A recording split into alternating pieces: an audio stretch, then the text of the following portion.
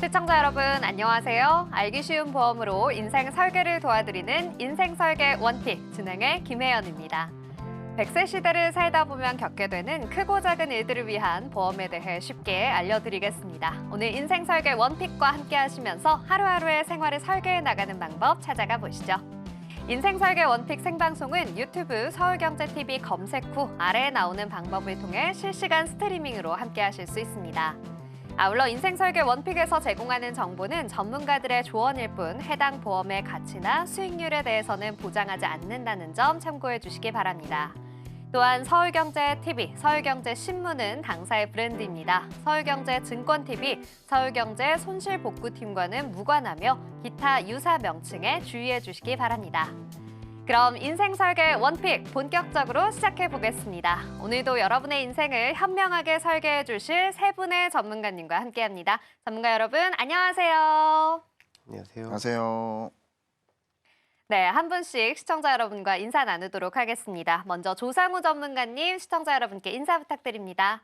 네, 보험의 궁금증을 해결해드리는 보험 해결사 조상우 전문가입니다. 네, 궁금증을 해결해 주시는 보험 해결사님, 오늘 또 어떻게 해결해 주실지 너무나 궁금하네요. 이어서 임정환 전문가님도 시청자 여러분과 인사 나누겠습니다. 네, 시원한 보험을 찾기 위해서 사막에 오아시스가 있듯이 보험 오아시스의 임정환입니다. 좋습니다. 보험 오아시스. 네, 오늘 또 오아시스 같이 시원하게 보험에 대해 설명해 주시면 좋겠습니다. 자, 이어서 명동일 전문가님도 인사 부탁드립니다. 네, 안녕하세요. 우리가 잠깐 촬영 전에 날씨 얘기를 좀 했었는데 이제 추운 겨울이 끝나는 것 같습니다. 네. 저는 정말 추운 게 너무 싫어요. 진짜 너무 싫어요. 그래서 그쵸. 봄이 오기를 엄청 기대를 하고 있거든요. 이게 봄이 오는 것처럼 항상 기대가 되는 봄날의 햇살 같은 전문가입니다. 명동일 전문가입니다. 멋진 소개 감사합니다. 봄날의 햇살 같은 우리 명동일 전문가님 오늘 기대해 보도록 하겠습니다. 자, 그럼 오늘도 이렇게 세 분과 함께 여러분께 유익한 정보 전해드리도록 하겠습니다. 오늘의 첫 번째 주제부터 만나보셔야겠죠? 화면으로 만나보시죠.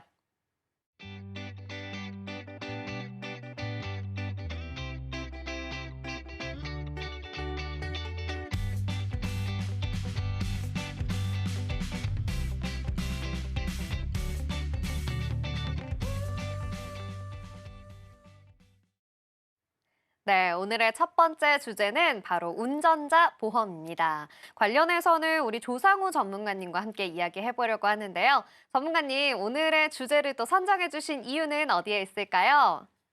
네, 제가 상담을 많이 다니다 보면 운전자 보험하고 자동차 보험에 대해서 헷갈리시는 분들이 참 많으시더라고요. 이 두 가지의 보험의 차이점을 콕 집어 간략하게 설명을 드리면 운전자 보험은 나를 형사적으로 보호해주는 보험이고 자동차 보험은 나를 민사적으로 보호해주는 보험이라고 생각을 하시면 됩니다. 구체적으로 이 두 가지 보험의 어떤 점이 다른지, 왜 필요한지에 대해서 설명을 드리겠습니다.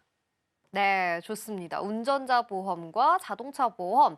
저도 사실 이 두 가지의 차이점을 설명하라고 하면 조금 어려운 것 같은데요. 어떤 차이점이 있는지 설명을 좀 부탁드립니다. 네, 2025년 통계에 따르면 우리나라 총 차량 등록 수는 2,629만 대로 성인 2명 중에 1명이 차량을 소유하고 있습니다.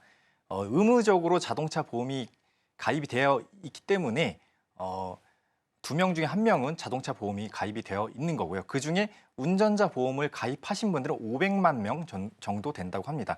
근데 운전을 하신 분 중에 5명 중에 1명 정도만 운전자 보험을 가지고 계시기 때문에 반대로 말하면 80%는 형사적으로 보호를 못 받고 있다는 것을 뜻합니다. 제가 상담을 다니다 보면 그래도 기존의 보장성 보험을 가지고 계시고 또 보험에 대한 필요성을 있는 분들이라 그런지 70에서 80% 정도는 운전자 보험을 가지고 있으시더라고요. 그런데 이걸 왜 가입을 했는지, 정작 사고가 났을 때 어떻게 사용을 해야 되는지 주위에서 가입을 하라고 하니까 그냥 가입을 했을 뿐 어느 상황에 필요한지를 모르시는 경우도 많으시더라고요.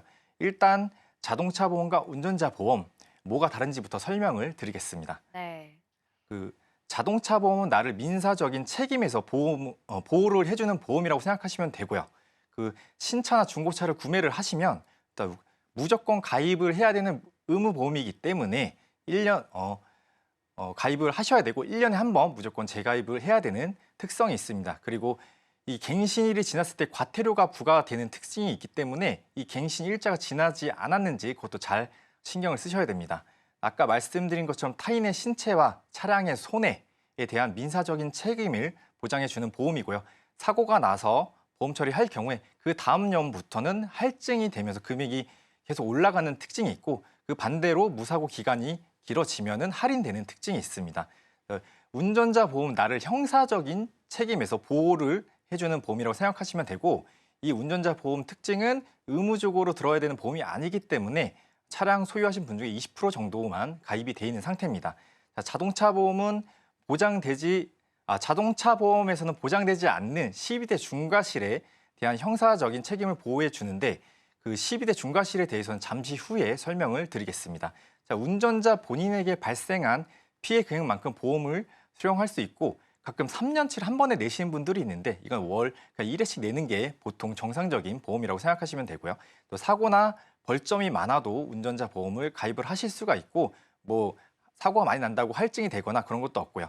약정한 납입 기간 내에 따라 재가입을 하는 특성이 있습니다. 네, 그렇군요. 말씀해주신 이야기를 듣고 보니까 조금은 이 차이점이 이해가 되는 것 같습니다. 그렇다면 아까 중간에 잠깐 이따 설명해주겠다라고 이야기하셨던 12대 중과실 교통사고는 어떤 것들이 있는지 설명해주세요. 네, 그 12대 중과실 사고는 단어 그대로 12가지의 중대 과실에 대한 사고를 뜻합니다. 요새 워낙 바쁘게 움직여야 되는 시대이기 때문에 특히 출근길, 퇴근길에 좀 마음이 조급해져서 제한 속도보다 20km가 넘게 초과해서 과속을 하시다거나 또 앞지르기를 해서 끼어들기를 하는 경우 또 운전 중에 잠깐 딴 생각을 하거나 아니면 빨리 가려고 하고 싶어서 신호등이 빨간 불인데도 그냥 무시하고 지나갈 경우 사고가 났을 때는 12대 중과실 사고에 해당이 됩니다.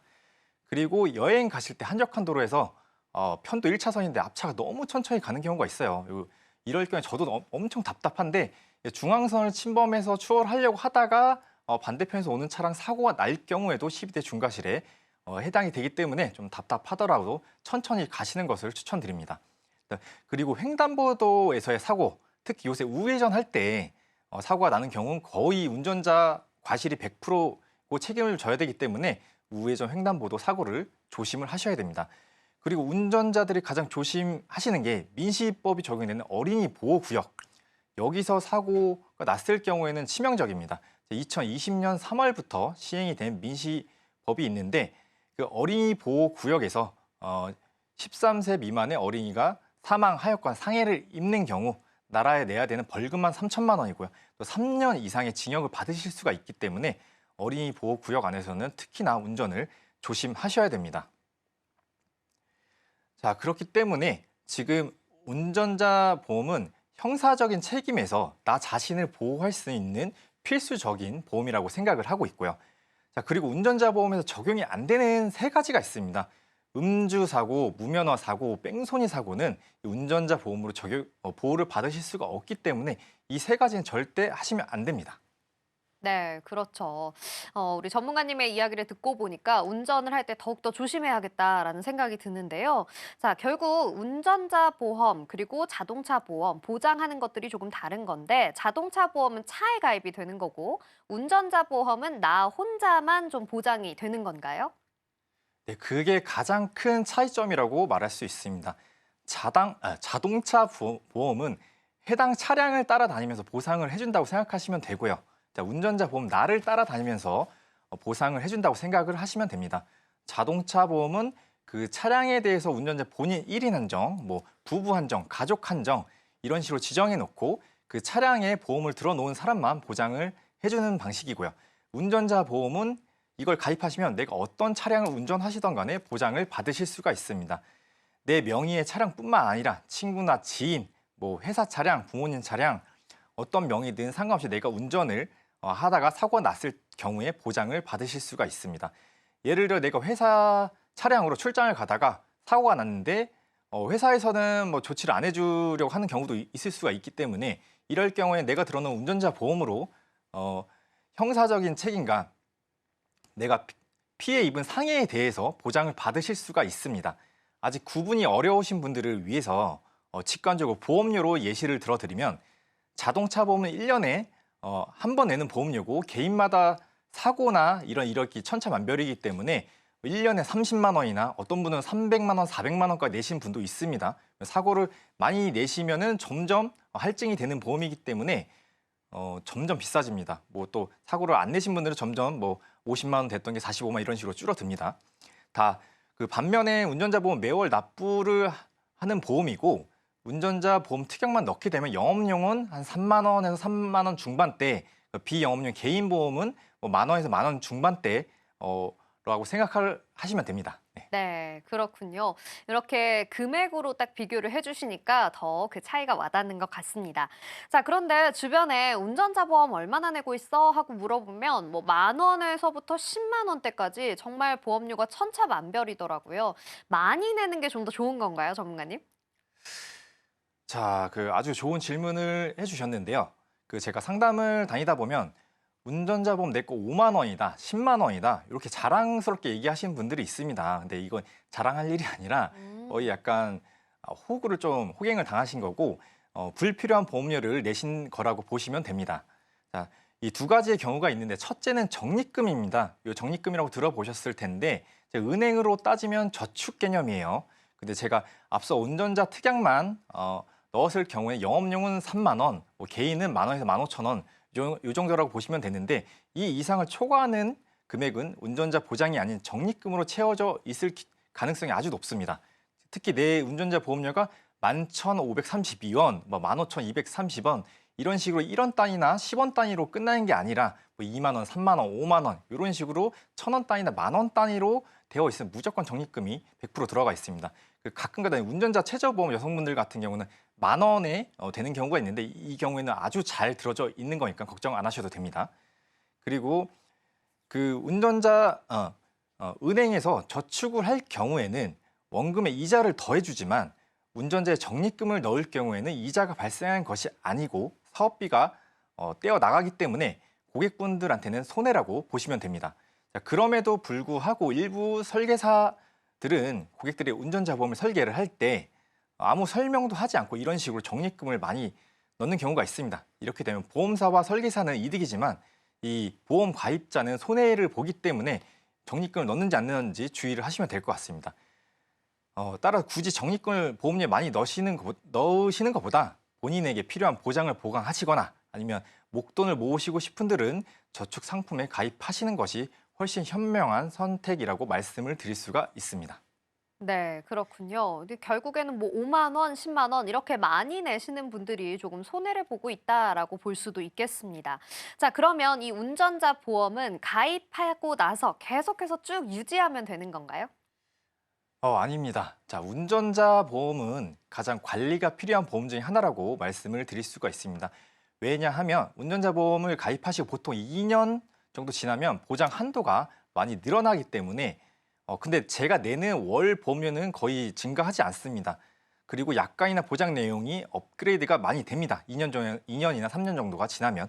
예를 들어 2020년 3월 민식이법이 적용이 되면서 자, 운전자 보험의 필요성이 굉장히 커졌습니다. 사실상 이 법 때문에 보험회사는 2020년도부터 운전자 보험료의 판매량이 아주 급증을 했습니다. 12대 중과실 중에 민식이법 즉 스쿨존의 사고에 대해 조금 자세하게 살펴보면 어린이 보호 구역에서 규정속도 30km 초과해서 13세 미만의 어린이를 사망케 하거나 뭐 크게 사망 사고는 드물지만 살짝 다치기만 해도 형사처벌 대상이 된다는 점에 주목을 하셔야 됩니다. 자, 2020년도 이전에 가입을 하셨던 분들은 스쿨존 사고에 대한 보장이 없거나 굉장히 적은 경우가 있고 월 보험료는 그때나 지금이나 거의 동일합니다. 자, 2015년도 운전자 보험을 보시면 교통사고 처리 지원금, 형사합의금 이때 당시에는 3천만 원 정도까지 밖에 보장이 안 됐고 월 보험료는 16,790원이었습니다. 현재 제가 가지고 있는 운전자 보험은 형사합의금 2억을 보장하는데 월 보험료는 오히려 이 16,000원보다 더 적습니다. 자, 보장 금액은 7배가 증가를 했는데 월 보험료가 그대로거나 저렴한 것이 운전자 보험의 특징이라고 말씀을 드릴 수가 있습니다. 제가 추천드리는 주기는 약 2년에서 3년마다 교체를 해주시는 게 좋고요. 저는 이제 중요한 내용이 업그레이드 됐거나 보장 한도가 확대되었을 때 제 기존 고객분들한테 연락을 드리면서 설명을 드리는 편입니다. 최근에도 약 5개월 전에 한문철 변호사가 비탑승 중 사고에 대해서 좀 의견을 제시하면서 사람이 탑승하지 않았을 때 차량 사고가 나도 형사합의금 2억과 벌금 3천만 원이 보장이 되는 운전자 보험들이 이제 보험에서 많이 출시가 되고 있습니다. 예를 들어 경사로에서 주차를 하고 나왔는데 차량이 오래된 경우, 브레이크나 파킹 기어 힘이 약해진 경우, 이때 혹시 뭐 나도 모르게 실수로 브레이크를 안 해놓고 내린 경우에 경사로 아래로 차가 굴러내려서 인명 피해가 나는 경우가 있습니다. 이럴 경우에는 예전 운전자 보험에서는 비탑승 중인 사고라고 해서 보호를 못 받았는데 최근 운전자 보험에 대해서는 운전 중과 동일하게 형사합의금과 벌금 3천만 원을 보장받으실 수가 있습니다. 보험은 옛날 보험이 좋다라는 말이 있는데 운전자 보험의 경우에는 전혀 해당되지 않고요. 옛날 운전자 보험을 가지고 계신 경우에는 월 보험료는 똑같은데 내가 보장받는 범위는 너무 낮기 때문에 억울하게 자기 부담금이 1억, 2억 내시는 경우도 있기 때문에 내가 운전자 보험을 가입하신 지 3년 정도가 넘었다 하시는 분들은 반드시 리모델링을 하셔갖고 같은 보험료의 최대 보장을 받으시는 것을 추천드립니다. 네, 우리 전문가님의 이야기를 듣고 나니까 저도 제 보험을 다시 한번 좀 리모델링 해봐야겠다라는 생각이 들었습니다. 자, 여러분들도 적립금은 빼고 비탑승 중 사고도 보장하는 최신 운전자 보험 잊지 마시고요. 마지막으로 우리 전문가님 주의해야 할 점이 한 가지 더 있다고요? 네, 이제 다들 운전자 보험 증권을 찾아보실 텐데요. 만약 분실하신 경우에는 고객센터 전화하시면은 이메일, 팩스 우편으로 받으실 수 있기 때문에 참고하시면 될 것 같습니다. 자, 증권을 꺼내 봤는데 적립금은 0원인데 월 납입료는 2만 원, 3만 원, 4만 원이신 분들 있으실 겁니다. 자, 이분들은 뭐냐? 그러면은 적립금은 없는데 운전자에다 상해 특약을 너무 과하게 많이 넣은 상태라고 보시면 됩니다. 자, 그럼 운전자 특약이 뭔지에 대해서 설명을 드릴 건데 형사사건의 특성상 재판과 형량이 있다는 것을 기억하시면 될 것 같고요. 교통사고 처리지원금은 사고 피해자에 대한 합의금 현재 최대 2억 한도까지 지급이 되고요. 경찰 조사 단계에서부터 사용하실 수 있는 변호사 선임비도 5천만 원, 그리고 재판 시 벌금형, 대인은 3천만 원 이하, 대물은 500만 원 이하로 법정 최고 한도가 적용이 되고 있습니다. 이를 제외한 모든 것은 상해 특약인데 보통 상해 특약을 20년 납 100세 비갱신형 보장성에 넣으시는 게 고객분들한테는 더 이득입니다. 이런 식으로 내 종합보험에 넣는 경우가 대부분이고 물론 필요에 따라서 뭐 심사를 했는데 내가 뭐 상해 관련해서 다치는 이력이 있어서 상해 특약이 심사가 안 나실 경우에는 운전자 보험 20년 갱신에다가 넣으시는 것도 뭐 좋은 방법입니다. 이런 경우에를 제외하고는 전부 다 비갱신형 20년 납 90세나 20년 납 100세 넣어야지 장기적으로 봤을 때 고객분들한테 금전적으로 많은 이득을 보실 수가 있습니다. 여기서 비양심 설계사의 노림수를 또 보실 수가 있는데 이제 똑똑해진 고객분들은 설계사분들한테 적립금은 빼주세요라고 얘기를 합니다. 그런데 설계사가 운전자에다가 상해 담보를 많이 넣어서 2만 원, 3만 원, 4만 원대로 제한서를 뽑아서 다들 이 정도는 준비를 하신다. 그러면서 당연하게 사인을 하게끔 합니다. 하지만 우리가 알아야 할 건 제가 앞서 말씀드린 것처럼 운전자는 2년에서 3년마다 주기적으로 해지하고 신규 가입을 해야 되는 상품이기 때문에 상해 특약은 심사만 난다면 운전자에 넣으시는 것보다 보장성 20년 100세에 넣으셔서 오히려 나이 들어서 운전을 못할 때 이 상해 특약을 써야 되는 게 이득입니다. 대표적으로 골절 진단비와 상해 후유장애 같은 경우는 어르신들이 빙판길이나 버스에 넘어져서 뭐 다치시거나 하실 때 청구하신 경우가 굉장히 많습니다. 20년 90세, 20년 100세의 보장성 보험에 넣어야 내가 앞으로도 장기적으로 돈을 아끼실 수가 있는데 이걸 만약에 운전자 상해 특약에 과도하게 많이 넣어서 3만 원, 4만 원씩 내시게 되면은 평생 운전자는 내가 운전할 때까지 계속 돈을 내야 되기 때문에 돈도 손해고 가성비가 많이 떨어집니다. 따라서 운전자 보험에는 딱 운전자 특약만 넣으시고 월 납입료가 소멸되더라도 아깝지 않게끔 컴팩트하고 저렴하게 가입하시는 것이 가장 현명한 방법이라고 생각합니다. 네, 좋습니다. 상해 특약은 종합보험으로 가입을 하시는 것이 더욱더 유리하다라는 이야기 해주셨습니다. 우리 운전을 하고 계시는 분들께서 좀 잘 알고 계시면 좋을 내용인 것 같네요. 자, 오늘 소개해드린 정보는 시청자 여러분들의 판단을 위한 조언일 뿐이라는 점, 그리고 지혜롭게 현명하게 활용해 보시길 바란다는 점 기억해 주시기 바랍니다. 운전자 보험 내용 화면으로 정리해 보겠습니다.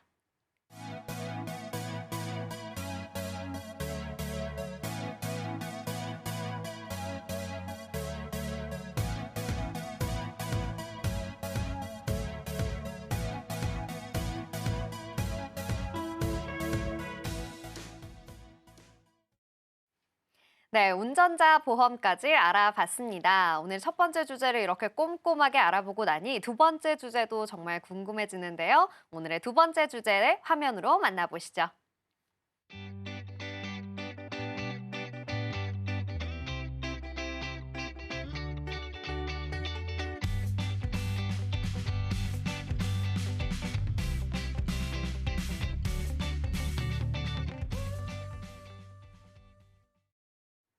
네, 두 번째 주제는 보험 보장 분석의 필요성입니다. 관련해서는 오늘 임정환 전문가님과 함께 이야기해 보려고 하는데요. 전문가님, 오늘 주제 선정 이유는 어떻게 될까요? 네, 다들 실비보험을 포함한 기본적인 보험은 가지고 계실 거예요. 네. 하지만 대부분 사람들은 내 보험이 어떤 게 있는지, 어떻게 보장되는지 모르고 있는 경우가 많습니다. 혹시 진행자님은 본인 보험이 어떻게 보장되고 있는지 아시나요? 글쎄요. 저도 보험 가입은 했는데 어떻게 보장되는지는 잘 모르겠습니다. 네, 맞습니다. 대부분 내 보험에 대해서 관심을 갖는 시기는 병원에 갈 일이 생겼을 때인데요. 아프고 나서 청구할 게 있는지 찾아보게 되는 거죠. 막상 아프고 나서 보험을 확인해 보니 청구받을 수 있는 게 없다면 또 이미 늦은 거겠죠. 네, 그쵸. 저는 이 보험은 아프면 가입이 안 된다고 알고 있는데 이제 청구를 하려고 그때 보험을 막 찾아보면 그건 좀 늦은 거죠. 네, 그렇기 때문에 사고가 발생하기 전에, 즉 아프기 전에 보험을 봐야 됩니다. 간혹 주변에 가족이나 지인들 중 아픈 사람이 생겨서 그때서야 내 보험은 잘 들어가져 있는지 확인하시는 분들이 계신데요. 처음으로 아파본 사람이 본인이라면 보험금도 받지 못하고 엉망으로 가입되어 있는 보험을 또 탓할 수밖에 없겠죠. 네, 그렇군요. 자, 그렇다면 이 보험을 잘 점검해 봐야겠는데 어떻게 구성되어 있는지 점검하려면 어떤 부분을 좀 살펴봐야 할까요? 예, 우선 가장 먼저 확인하셔야 할 부분은 가입되어 있는 보험이 갱신형인지 비갱신형인지 확인을 하셔야 됩니다. 표에서 이제 보시는 것처럼 몇 가지 차이점이 있는데 본인의 보험료가 일정 기간 지나서 변동이 된다면 갱신형이고요. 변동이 되지 않는다면 비갱신형입니다. 비갱신형의 보험의 경우 보통 10년, 20년, 길게는 30년까지 납입을 하고 80세든 100세든 정해진 만기까지 보장을 받을 수가 있는데요. 정해진 기간만큼 보험료를 납입하고 만기까지 보장을 받는 겁니다. 그런데 갱신형 보험은 조금 다른데 갱신보험 중에 예를 들어 20년 납입이고 총 만기가 100세 만기인 경우에는 20년만 내는 것이 아니라 20년마다 갱신이 돼서 금액이 오른 보험료를 100세까지 내신다고 보시면 됩니다. 즉 보장을 받는 전 기간 동안 보험료가 계속 오르는 상태로 내는 겁니다. 조금 더 구체적으로 말씀드리면 3년 갱신형 보험을 30세에 가입했다라고 봤을 때 이런 경우 30세부터 33세까지의 위험률을 산정해서 보험료가 정해지는데요. 30세부터 33세까지는 또 젊기 때문에 발병 위험률이 낮아서 보험료가 그렇게 높지 않습니다. 그런데 일반적으로 대부분의 사람은 나이가 들수록 아플 확률이 높아지겠죠. 그래서 3년 갱신형이다 보니까 3년마다 위험률을 산정하는데 보험료가 100세까지 계속 오르기 때문에 초반에는 저렴하더라도 발병률이 높아지는 50세에서 60대가 되는 경우에는 보험료가 또 매우 비싸지게 되는 경우도 있습니다. 그래서 정리하자면 갱신형은 초기 보험료는 저렴하지만 보험료가 갱신돼서 인상이 될 수 있다. 그리고 비갱신형은 초기의 보험료가 비싸지만 그 초기 보험료가 가입 시 결정된 후에 변동되지 않기 때문에 장기적으로는 저렴할 수가 있다입니다. 여기에서 꼭 유의하셔야 할 점은 단순히 초기 보험료만 비교해서 갱신형 보험과 같은 저렴한 보험을 선택하는 것이 아니라 납부 기간까지 고려해서 총 내는 금액을 비교해 봐야 된다는 겁니다. 네, 그렇군요. 그런데 제가 알기로는 갱신보험도 그렇게 큰 금액이 갱신되지 않는다고 알고 있는데 이 총 내는 금액을 고려해 보면 갱신보험이 좀 더 유리할 수도 있지 않나요? 예, 지금 또 당장 이제 보이는 보험료가 저렴하게 보이기 때문에 또 그렇게 생각하실 수가 있는데요. 또 이 표를 보시면 암 진단비 3천만 원을 가입한다라고 했을 때 비갱신형은 내는 금액이 고정되어 있기 때문에 30세에 23,520원으로 시작하면 같은 금액으로 납입 기간이 끝날 때까지 납입하고 납입 기간이 종료된 이후엔 50세든 60세든 돈을 내지 않고 80세 만기까지 보험 혜택을 보실 수가 있는데요. 또 이에 비해 갱신형은 30세에는 아주 저렴한 1,710원으로 시작하지만 36세 때는 3,840원, 50세 때는 13,440원, 또 80세 만기 때에는 65,160원으로 비갱신형보다 보험료가 3배 가까이 오른 것을 보실 수가 있습니다. 총 내는 보험료로 계산을 해보면 비갱신형이 564만 4,800원, 또 갱신형이 1,483만 7,040원으로 갱신형으로 가입 시 비갱신형보다 무려 총 919만 2,240원이나 더 내야 되십니다. 그래서 30세 기준으로는 갱신형 보험이 월보험료 자체는 저렴하지만 총 기간을 고려하면 비갱신형 보험이 갱신형보다 총 납입 보험료가 약 900만 원 정도 저렴한 걸 볼 수가 있고요. 또 마냥 갱신형 보험이 좋지 않은 보험이다라고 말씀드리는 것은 아니지만 각자의 상황에 맞게 장단점을 잘 파악해서 가입하시는 것이 중요합니다. 네, 첫 번째로 갱신형, 비갱신형 이 부분에 대해서 알아봤습니다. 자, 전문가님, 그러면 다음으로 살펴볼 부분은 어떤 부분인가요? 네, 다음으로 살펴봐야 될 부분은 바로 진단비인데요. 먼저 우리나라 사망 원인 통계를 보면 암, 심장질환, 폐렴, 뇌혈관 질환 순서로 나오는데요. 우측 그래프를 보면 이 중에서도 독보적으로 높은 질환은 바로 암입니다. 실제 그 남녀를 불문하고 암 발병률이 40%에 근접하고 있는데 오로지 자기 부담으로 암을 치료하실 게 아니라면 암보험이 꼭 있어야 되겠죠. 네. 예, 그래서 여기서 중요한 점은 암보험이라고 해서 또 전부 다 같은 것은 아니고요. 암보험 안에서도 내용을 잘 따져서 가입을 해야 되는데 일반암에서 보장하지 않는 소외감, 유사암 등이 잘 가입되어 있는지 확인을 하셔야 되는 거거든요. 그래서 암이 크게 진행되기 전에 작은 암, 그리고 그 자리에서 자라니까 그 암을 우리는 제자리암 또는 상피내암이라고 합니다.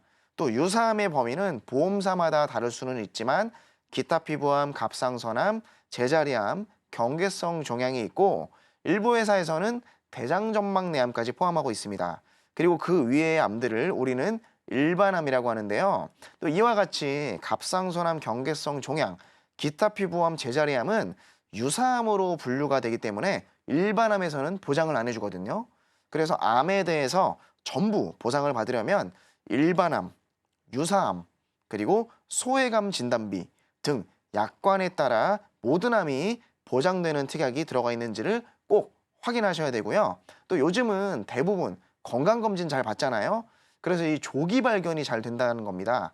그래서 일반암이 진행되기 전에 유사암일 때 발견될 확률이 더 높아지겠죠. 그래서 얼마 전까지만 해도 이런 유사암의 한도를 일반암의 비율과 크게 상관없이 가입했던 적이 있었는데 2022년 10월 이후 금감원의 지침 사항으로 현재는 모든 곳이 일반암의 20%로만 유사암이 가입이 가능해졌습니다. 하지만 유사암 진단비가 줄어도 낙담하지 않으셔도 됩니다. 유사암 수술비 특약이라든지 항암 방사선, 약물 특약 등으로 보완을 하고 또 이 특약들이 또 진단비 못지않게 보장이 굉장히 좋거든요. 네, 그렇군요. 자, 암보험도 특약에 따라 보장 범위가 다르다는 점을 꼭 확인해 보셔야겠습니다. 그렇다면 우리 뇌혈관 질환에 대해서도 설명을 좀 부탁드리겠습니다. 네, 맞습니다. 암 진단비 중요하죠. 그러나 뇌혈관 질환, 심혈관 질환 진단비도 그만큼 중요한데요. 먼저 뇌혈관 질환 진단비 살펴보겠습니다. 보험약관에 명시되어 있는 뇌혈관 질환으로 보장을 받는 경우는 크게 세 가지인데요. 첫 번째는 뇌혈관 질환 진단비, 두 번째는 뇌혈관이 막혀서 생기는 뇌졸중, 그리고 세 번째는 뇌혈관이 터지는 뇌출혈입니다. 뇌출혈은 표에서 보시는 바와 같이 질병 분류 코드, 즉 병원에서 의사들이 진단해 줄 때 쓰는 질병 코드에서 I60, 지주막하 출혈에서 I62, 기타 비외상성 두 개의 출혈까지 보장을 합니다. 비외상성 출혈이라는 말은 교통사고나 일상생활에서 다치는 상해로 인한 뇌출혈은 보장을 하지 않는다는 말인데요. 뇌졸중은 뇌경색과 뇌출혈을 포함하기 때문에 I60 코드에서 I66까지 보장이 되고요. 그리고 좀 더 넓은 범위의 뇌혈관 질환은 뇌출혈과 뇌경색을 포함한 6가지 질병 코드에 I64, 기타 뇌혈관 질환에서 I67, 68, 69까지 보장을 해주기 때문에 현재는 가장 보장의 범위가 넓다고 할 수가 있고요. 또 가입하신 보험이 뇌졸중 진단비에만 가입이 되어 있다면 혈관이 막히는 뇌경색 혈관과 그리고 혈관이 터지는 뇌출혈 진단비 모두 가입을 하셔야 보장이 된다는 것을 아시면 좋겠습니다. 네, 그렇군요. 이 뇌혈관 질환에 대해서 설명 꼼꼼히 해주셨는데 그러면 두 번째로 심장 질환에 대해서도 이야기해 주세요.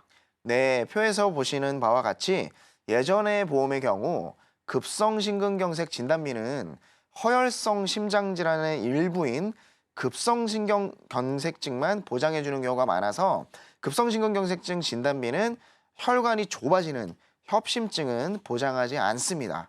그래서 허혈성 심장질환 진단비를 추가하는 등의 대비가 필요한데요. 그러면 허혈성 심장질환 진단비를 가지고 있다면 모든 심장질환이 보장이 되느냐? 또 아쉽지만 그것 또한 아닙니다. 허혈성 심장질환 진단비에서 보장받지 못하는 질환들, 발병률은 상대적으로 낮지만 피해는 큰 다양한 심장질환들이 있습니다. 이런 부분들을 보장받기 위해서는 심장질환 수술비 특약에 가입하시면 되는데 무조건 넓은 범위를 보장한다고 해서 모두 좋은 보험은 아니기 때문에 전문가와 충분히 상담하시고 결정하신 것이 좋습니다. 그리고 급성심근경색증보다 더 넓은 범위는 허혈성 심장질환이라고 하는데요. 대표적인 진단 코드는 협심증, 기타 급성 허혈성 심장질환, 만성 허혈성 심장병 등이 있습니다. 또 혈류의 이상으로 이제 근육이 필요로 하는 만큼의 산소와 영양소를 공급받지 못했을 때에 통증이 나타나면 이걸 협심증이라고 하거든요. 그리고 주로 가슴 한가운데가 쥐어짜듯이 아프고 왼쪽 어깨 부위로 통증이 느껴지는 증상이 있습니다. 그래서 협심증은 급성심근경색증으로 넘어가기 전 단계라고 볼 수 있고 진단 확률이 급성심근경색증보다는 높게 나타나고 있습니다. 또 최근에는 이제 급성심근경색증, 허혈성 심장질환보다 더 걸릴 확률이 높은 것까지 보장되는 특약들도 출시가 되었는데 예를 들면 심부전, 심장 판막증, 부정맥 등이 있습니다. 또 이 가운데 부정맥은 정상맥박이 아닌 모든 심장 박동, 심장 율동을 포함하는 질병인데 콩닥콩닥 뛰어야 하는 그 심장이 갑자기 콩콩닥 거리면서 빨리 뛰는 빈맥과 그리고 뭐 콩닥, 콩닥 이렇게 뛰는 서맥이 또 대표적인 부정맥입니다. 그래서 부정맥 진단을 받는 사람들의 비율이 급성심근경색 그리고 허혈성 심장질환보다 훨씬 더 높다 보니까 보험회사에서는 같은 가입 금액이라도 보험료를 다르게 책정해서 급성심근경색증, 허혈성 심장질환보다 심혈관 질환의 보험료가 훨씬 더 비싼 것을 알 수가 있습니다. 그래서 동일하거나 비슷한 보험료를 내더라도 급성심근경색증 특약에만 너무 집중해서 가입된 것은 아닌지 따져보실 필요가 있고요. 또 시간이 지날수록 더 넓은 진단 코드를 보장해주는 특약은 또 계속해서 생기고 있기 때문에 그럴 때마다 새로운 보험에 계속해서 이제 가입하는 것은 좀 현실적으로 좀 불가능하거든요. 그래서 여러분들의 수입이나 이제 기타 조건 등으로 정한 적절한 보험료를 산정하고 이제 그 기준을 초과하지 않는 선에서 가입하는 것을 권장드리겠습니다. 네, 좋습니다. 뇌와 심장 질환에 대해서 꼼꼼히 이야기해 주셨는데요. 그렇다면 전문가님, 이 보장 범위가 가장 넓은 보험에 가입만 하면 되는 건가요? 네, 자료에서 보는 것과 같이 보장 범위가 적은 뇌출혈과 급성 심근경색 진단비가 아닌 뇌출혈 뇌졸중 그리고 경미한 질환까지 모두 포함하는 뇌혈관 질환 진단비에 가입되어 있으셔야 뇌혈관에 대해서 100% 보장을 받을 수 있다고 보시면 됩니다. 그리고 심장도 마찬가지로 급성 심근경색을 포함하고 우리나라 사람들이 가장 많이 걸리는 질환인 협심증을 포함하는 허혈성 심장질환 진단비에 가입이 되어 있어야 협심증에 대해서도 보장을 받을 수 있고요. 요새는 부정맥, 심부전증, 모든 심장질환을 포함하는 심혈관 질환 진단비까지 나왔기 때문에 내용을 꼭 잘 확인해 보셔야 합니다. 네, 그렇군요. 암, 뇌, 심장 모두 다 꼼꼼하게 여러분 확인해 보셔야겠습니다. 그러면 이 진단비 외에 우리가 또 확인해야 하는 것들도 있나요? 네, 마지막으로 체크하셔야 할 부분은 바로 수술비입니다. 예, 수술비는 3대 질환, 우리나라 사람들이 통계적으로 1, 2, 3위 진단을 많이 받는 질병이죠. 비용이 크게 들어가는 질병이기 때문에 진단비를 준비를 하시거든요.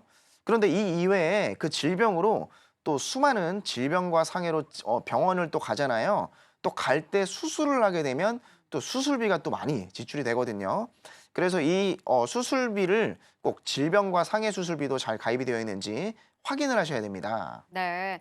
그러면 전문가님, 우리가 이 보험 점검을 할 때 수술비라는 이름이 들어있는 특약만 좀 확인하면 될까요? 그러기는 한데 이 수술비라는 단어가 포함된 특약이 굉장히 많잖아요. 그래서 이 특정 질병만을 보장을 하는 그런 수술비인지 아니면 뭐 충수염 수술비, 각막 이식 수술비, 5대 장기 이식 수술비 등과 같은 그 해당 특약에서만 이제 보상이 되는 특약인지 잘 봐야 됩니다. 그래서 이제 모두 이 질병으로 인한 수술인데 내가 어떤 질병에 어떻게 걸릴지 아무도 모르잖아요. 그렇기 때문에 특정 질병만 보상해주는 그런 수술비가 아닌 이제 범위가 가장 넓은 수술비를 보장을 하는 게 중요합니다. 네. 그러면 이 보장 범위가 넓은 것에 가입을 하고 싶다면 어떤 특약에 좀 가입을 하면 되는 걸까요? 네, 앞에 자료를 보시면 그 질병 수술비와 상해 수술비가 보이죠? 그리고 종수술비, 엔대질병 수술비 이렇게 세 가지가 가장 대표적인데요. 우선 대부분 아실 수도 있는 뭐 질병 상해 수술비 먼저 설명해 드리자면 모든 질병과 모든 상해로 인해서 받은 수술에 대해 보장이 되는 가장 범위가 넓은 특약이고요.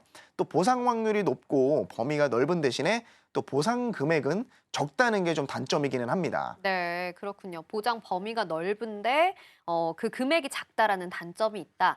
이 단점을 좀 보완할 방법은 없을까요? 네, 당연히 준비했고요. 질병상해 수술비를 단점을 보완할 수 있는 특약으로 바로 종수술비가 있는데요. 종수술비에는 뭐 1호종이나 아니면 1에서 8종 수술비가 있습니다. 쉽게 설명해 드리자면 수술 종류, 위험 등급에 따라서 금액을 차등 지급한다고 보시면 되는데요. 숫자가 낮은 1종은 낮은 위험의 수술이고요. 또 가장 흔하게 받는 수술이라고 보시면 되고요. 또 숫자가 높을수록 높은 위험의 수술이라고 보시면 되는데요. 1에서 5종 수술비에서 5종 수술비의 경우에는 머리를 열어서 하는 개두술이나 또 복부를 열어서 하는 개복술을 했을 때 지급하는 수술비라고 보시면 되고요.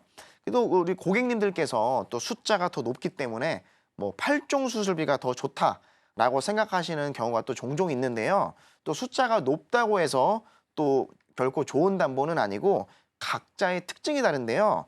또 1에서 5종 수술비는 이제 급여와 비급여를 구분하지 않는 대신에 수술 방법이 관열인지 비관열인지를 따집니다.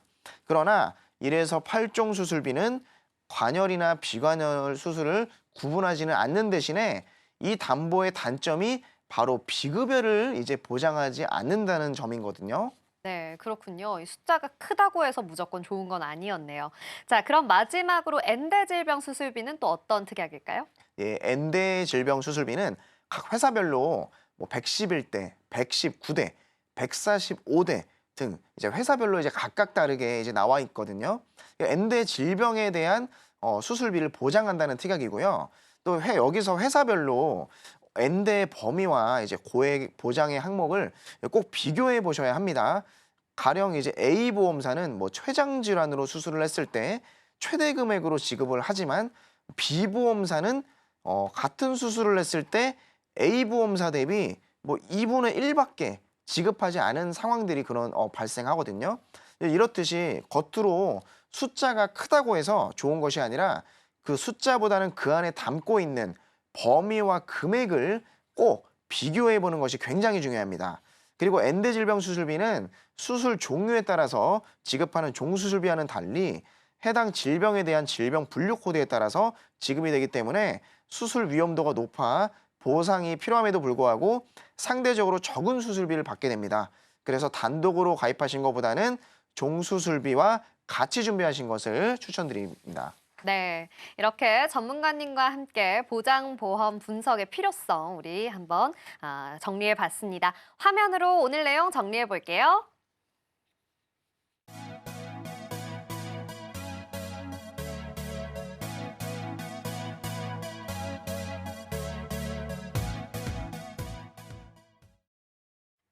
네, 이렇게 보험 보장 분석의 필요성까지 함께 이야기해봤습니다. 오늘의 세 번째 주제까지 한번 만나봐야겠죠? 화면으로 만나보시죠.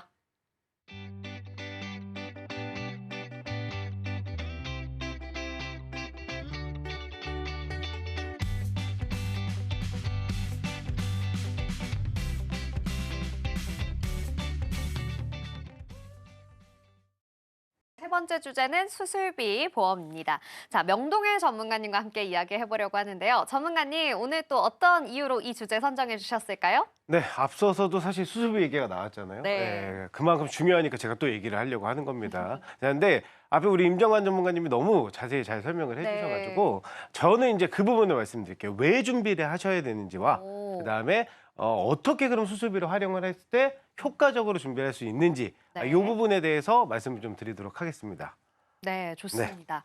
자, 그러면 우리가 수술비 보험을 꼭 준비해야 하는 이유는 뭘까요? 그렇죠. 이유가 있으니까 얘기를 하는 거겠죠. 네. 많은 분들이 조금 이제 오해를 하시는 게 사실 이 수술을 굉장히 좀 위중하고 크게만 생각하시는 경우가 많아요. 그렇죠. 그러니까 아까 얘기했던 뭐 개두술이라든가 아니면 개복술 아니 뭐 암수술 이렇게 뭐 중대 질환일 때만 수술을 하지 않나라고 생각을 하시는 분들이 사실 대부분입니다. 근데 제가 지금 얘기하는 것들 한번 들어보시겠어요? 뭐 네. 백내장 수술 얘기 들어보셨죠? 그렇죠. 뭐 디스크 수술 네. 그리고 또 뭐 충수염 네. 그다음에 이제 축농증 뭐 이런 것들. 네, 들어봤습니다. 그러니까 이런 이제 일상 다빈도 질환들도 이 수술 건수가 계속적으로 늘고 있거든요. 그래서 그만큼 수술을 하는 이 연도별 횟수나 이런 것들이 증가를 하고 또 비용도 계속적으로 증가를 하고 있기 때문에 그래서 이제 수술비 보험은 좀 필수적으로 우리가 봐야 되는 보험이지 않을까라고 생각을 하는 겁니다. 네, 그렇군요. 이렇게 일상에서 우리가 또 생각보다 가볍게 수술을 받는 경우들이 그렇죠. 많은 것 같은데요.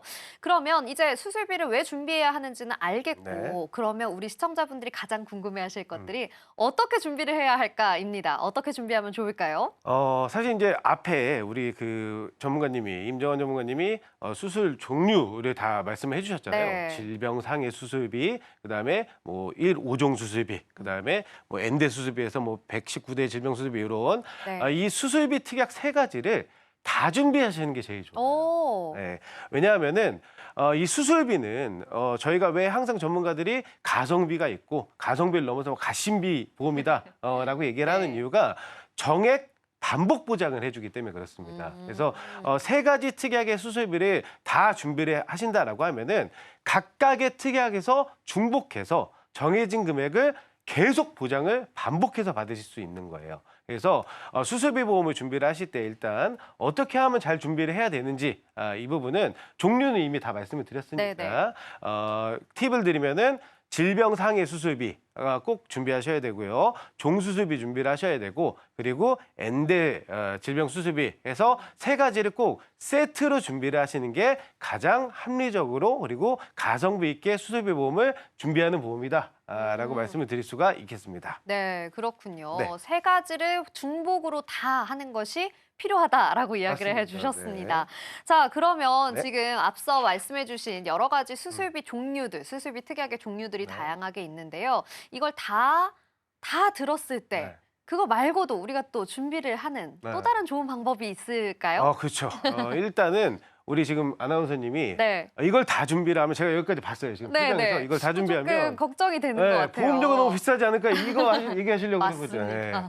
자, 수술비 보험은 진단비 보험이랑은 좀 다르게 보험료가 생각보다 그렇게 비싸지가 않아요. 자, 진단비 보험은 사실 나이에 물론 모든 보험이 나이에 굉장히 보험료 반영이 크게 되는 부분이긴 하지만은 진단비 보험 같은 경우는 보험료 그 편차가 굉장히 큽니다. 그래서 일찍 준비를 하실수록 유리하고 합리적인 보험료로 준비가 가능한데 수술비 보험은 이 나이 연령대에 따른 이 보험료 편차가 그렇게 크지가 않아요. 네. 그리고 진단비 보험 대비했을 때 보험료가 한 3분의 1 정도 수준? 그러니까는 이 세 가지를 뭐 다 준비를 하신다고 해서 정말 부담스러운 이런 보험료가 산출이 된다거나 적용이 되진 않다라고 보시면 될 것 같고요.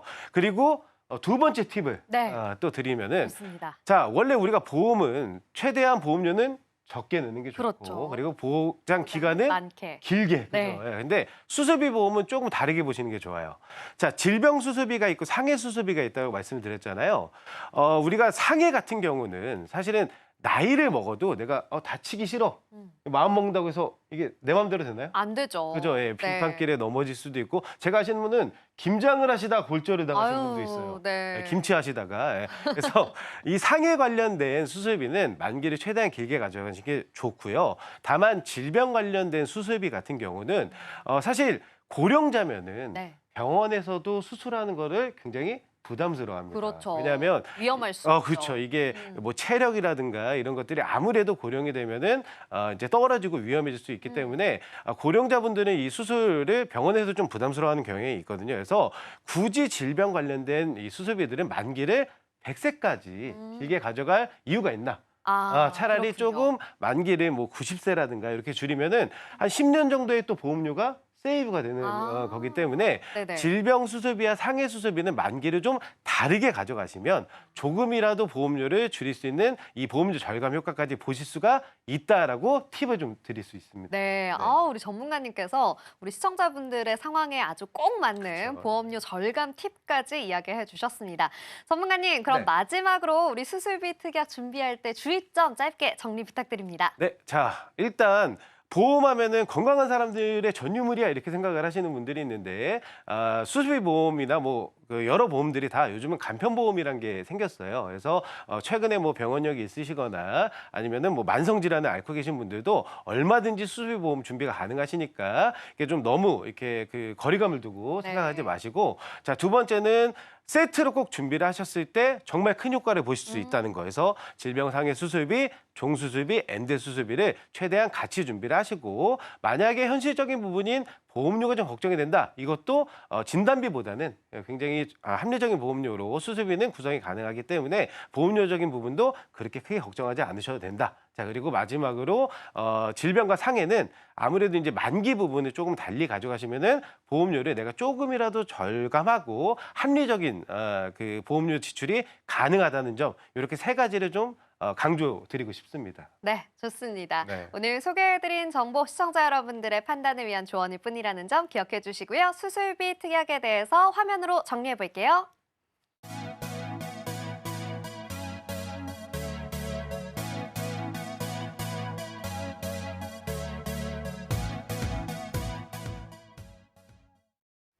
네, 인생설계 원픽에서 제공하는 정보는 전문가들의 조언일 뿐 해당 보험의 가치나 수익률을 보장하지 않는다는 점 기억해 주시기 바랍니다. 아울러 인생설계 원픽은 서울경제TV 홈페이지와 유튜브 채널을 통해서 다시 보실 수 있습니다. 인생설계 원픽, 오늘 준비한 내용은 여기까지입니다. 시청해 주신 여러분 고맙습니다.